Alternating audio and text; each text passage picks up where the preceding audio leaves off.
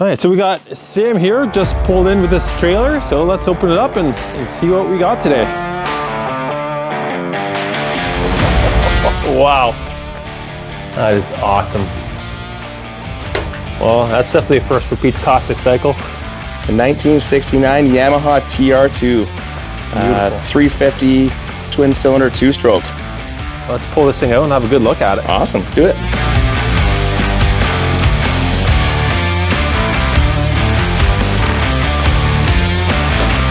Wow. That is cool. That is awesome, Sam. That is way too cool. This thing hasn't seen the light of day in at least 10 years. Yeah? Yep, it's been in my basement, just stored under a blanket. So this is it's my dad's race bike. Yeah. He raced it back with the VRA in the early 90s. Unfortunately, my dad passed away in July of 1996. So oh, wow. It hasn't run since then. It'd be pretty cool to hear this thing run again. I think it still has the tech stickers on the front fairing there. That would have been probably 1995, I think. Okay. And so I know you were saying your dad was kind of like known for this bike. This is... Yeah, he was a big Yamaha guy. The Yamaha symbol there on the tank, the tuning forks, is actually on his gravestone. So definitely known to be a Yamaha guy. Always Yamaha road racers. Couple similar bikes to this before this one.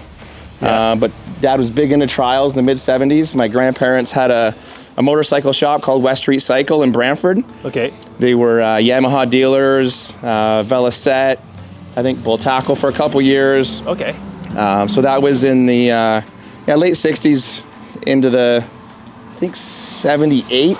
Would this have come from your grandparents' dealership originally? Or? No, I don't think so. I don't think they ever got into like road racing type bikes. Yeah. So I don't know where this one came from. I don't have the history prior to my father owning it, but okay. Maybe with getting the story out, maybe someone will recognize it or know the bike or remember my dad and be able to add to the story. Totally. Yeah, that's what it's all about. Keeping that history alive and doing that through the bikes is a great way to do that. I always grew up around it, but I was such a young kid when I was at the track and around all these bikes. So I haven't really dove into it too much, but essentially this is a factory GP bike from Japan from 1969. So we know it now as MotoGP, but in 69 it was all Grand Prix racing and GP was the big kind of acronym that everybody used. Yeah. So when I say untouched, I mean this has not been touched in 30 years.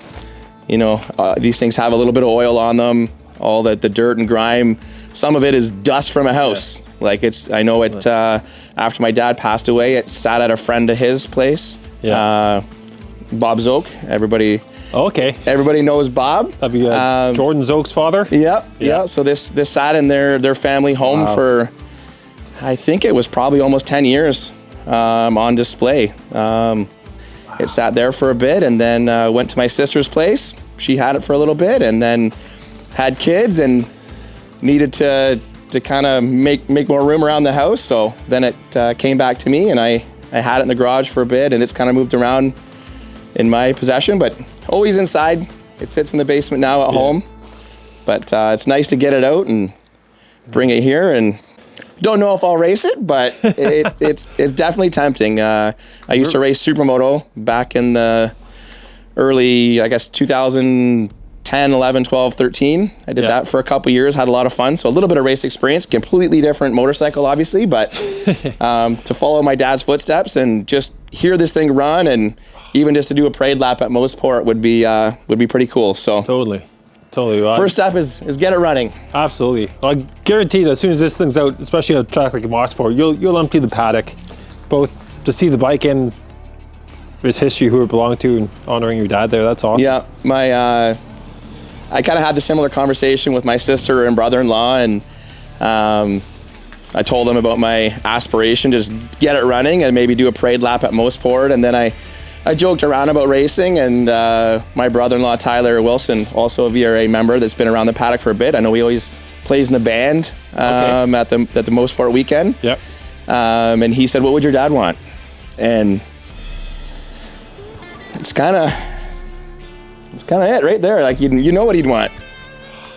He'd want that thing ripping around a track. So yeah, I'm getting all emotional. Yeah, it's talk like that. That's awesome. So anyway, so we'll see if we get there, but this is the first step, is getting it out and getting it running, and we'll see how far it goes. Yeah, I love how you're saying like untouched from when Dad rode lots, like all the tie wire and everything. You know, like that's awesome. It's not even like, you know, it was pulled off the track and, you know, had new chain and tires. Like, it's all there. Like, which is how I think a race bike should be kept. Yeah, and it's you know, it's a really amazing bike. You look at it from afar and you think it's cool, and then you get up close and you see where it's a race bike. It's a bit rough around the edges, little odds and ends that you know, people don't really care too much about. It's mechanical and it's working well. Yeah, you know, especially the age of these things. Like, you see a lot of little things and little dents and scrapes and little homemade brackets to kind of keep these things running, because parts aren't as available as they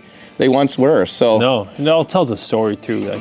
Like you said, every little detail you look at, like, everything's function. You know, that's so cool. Even some little spots here inside the fairing, like the fiberglass is much thicker, so it obviously broke here at some point, and somebody fixed it, repaired it to get it back to the track. So I need some stuff up here, like I don't know, it just could be a spacer up in the front just to pull that out a tiny little bit so it's not rubbing on here. Like, obviously that rubbed and broke. So, you know, even just the way that it was drilled, I don't even know how to drill these things, but the spacing of it's off a little bit. I don't know if that's the windscreen or the fairing, or just where the holes were drilled. Like, it could be a replacement windscreen at some point that fit good enough. Yeah. And the tack drive. So that's where the tack drive goes there. Okay. So that's been open. Hopefully not too much has gotten in there. Oh, it's been open this whole time? Yeah. Okay. So I don't know what's in, like, actually I still see oil. So I have that tack drive. Okay. And then on it, there's a little gear that probably connects to something that runs the tachometer. Yeah. So that plastic gear is not on the piece, but that's like that eBay link that I sent you. Yeah. I definitely know it needs that part. And the one nice thing is being based off of a road bike. Oh, there should be some similarities. The lower, like the motor parts, you should be able to find a lot of similarities. And so, like, the other kind of cool thing is, I'd have to dive into it maybe with Holly. Yeah.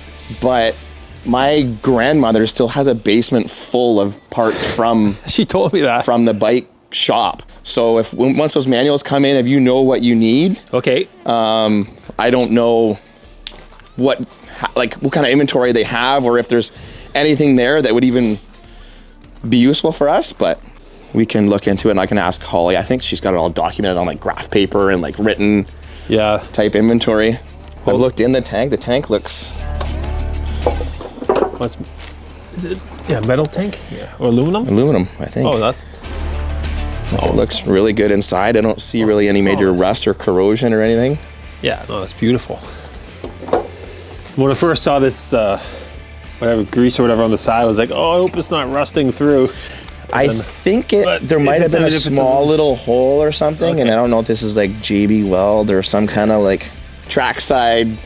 Yeah, but if it's aluminum, I can maybe see like a crack from vibration or something. Or either way, we'll go through it all, and let's get this in the bike lift, get out of the cold, and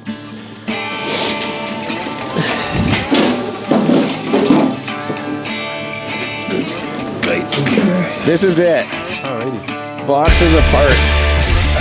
The good stuff. Chain, like I don't know if that's a new chain. These are cylinders. Whoa, cool. But it looks like, brand new. So there's 2 carbs in there. Okay. I haven't unpacked them to know clip-ons, levers. So this is my dad's handwriting. Actually, that's awesome. I was looking for things that had his handwriting. That's the best when you find stuff like that.